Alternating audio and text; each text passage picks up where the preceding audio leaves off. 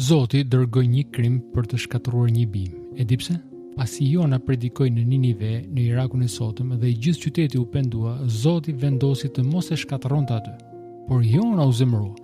Ai kishte pritur gjykimin. Ai u largua nga qyteti dhe u ul në ndjedhin përvelues, duke shpresuar që Zoti do të sillte ende ndëshkim.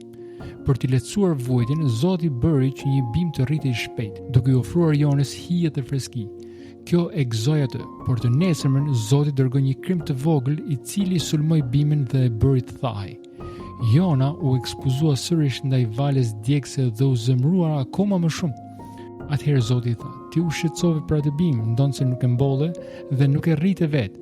Ajo lindi brenda natës dhe u tha brenda natës: A nuk duhet më vi keq për Ninive, një qytet i madh me më shumë se 120.000 njerëz që nuk dinë të dallojnë të majten nga e djatha." Përmes kësaj, Zoti tregon mëshirën e tij të pafundme. Nëse Jona mund të ndjente trishtim për një bim përkohshme që i dha hije vetëm për një ditë, sa më shumë Zoti do ta dojë njerëzimin.